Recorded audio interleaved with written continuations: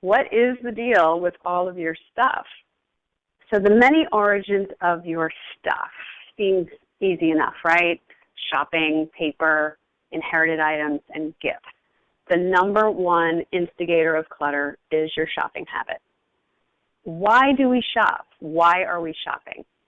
We have a very different culture today, and we are shopping to feel better, for therapy. If you get a Bed Bath & Beyond coupon and you go in there and buy $100 worth of stuff and you save 20%, you've just brought $80 worth of crap into your house that you don't need. So I want you to just think about this. You know, we really are at a disadvantage with the constant barrage of media that is telling us how much better our life would be. So next on here is paper.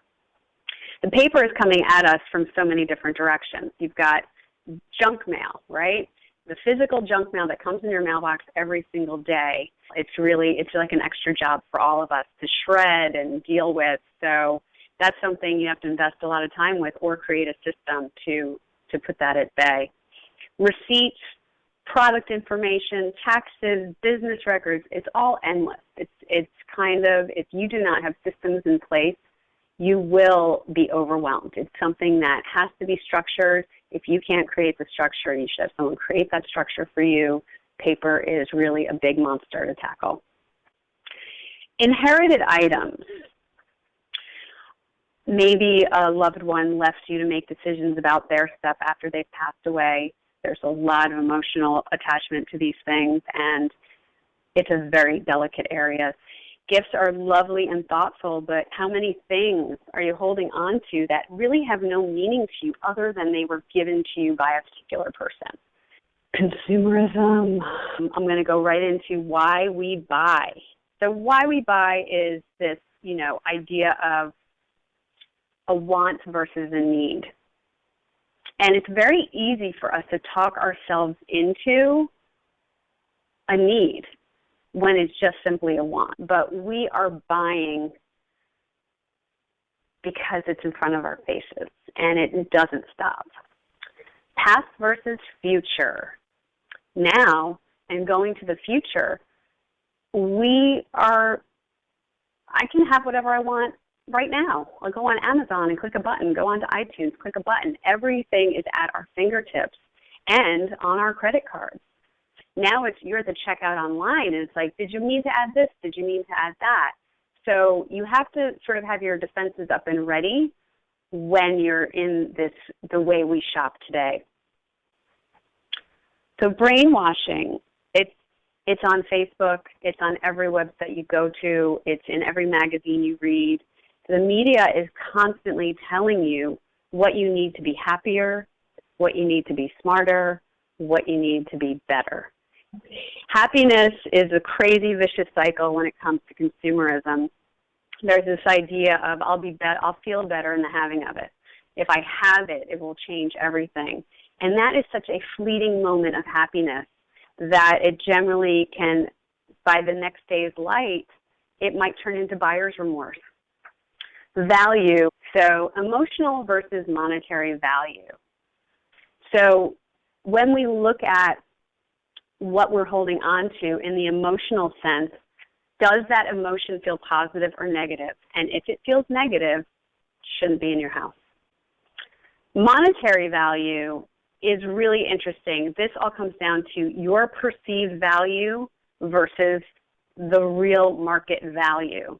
So there are a lot of things people have in their home where they tell me it's a collector's item. It has monetary value, all these things. And I say, beauty is in the eye of the beholder. So if you're beholding it and loving it, keep it. Stepping into time versus money. This is about valuating your time versus the time spent selling items or donating items or whatever you're going to do. The time it is going to take you to make money, and that's the money part. How much money are you going to make with the effort you're going to put in? When clearing your clutter, the idea is, what is the fastest way to get this stuff out of my house? And realize if you save time, you are saving money. If you think it's worth it to make $5 an hour for the item you're selling, you're not valuing your time enough. How your abundance is affected by clutter. So how does this affect you, this sense of overwhelm? So you waste the time looking for things. You get distracted in that process. You end up missing your train or get stuck in traffic. You end up late for the appointment. You're out of control, and then you start all over the next day. And this is, you're creating energy and momentum that's actually going in a negative direction. Lack of space, and really what it is you have too much stuff. There's no lack of space. You are not effectively using your space. And in that, all the clutter just gets attracted. And by this lack of space created from not having proper systems set up, you are just attracting more clutter. The clutter attracts more clutter. Stagnation, I want you to think of a clogged drain. There's no life in it. There's no movement. Your abundance needs fluidity and motion. So that's this idea. Stuff comes in, stuff goes out. So the energy of objects, if you're telling me it has value, you need to express it. You need to give it life. And this is something that if you have a lot of things in your home that are not getting to live and have their life, you're doing these objects a disservice that could benefit others. Okay, fun part, new thinking. So experience versus objects. So rather than placing the value of your purchase on the object, I want you to think about the experience of having this object for a period of time in your life.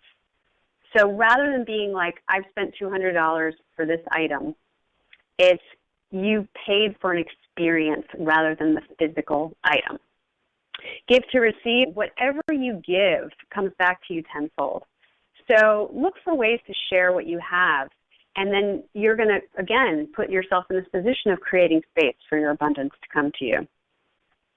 Donating versus selling. Selling requires your time, and rarely do people add up how long it took them to sell the item for $100 if they're lucky enough to sell it. While donating clothing, furniture, housewares, this is a tax deduction. And it's the easiest way to get monetary value. What comes in must go out, meaning that you buy a pair of sneakers, you throw out the old sneakers. You buy a new pan for the stove, you get rid of another pan. You have to have this relationship, and it really, really makes a huge difference.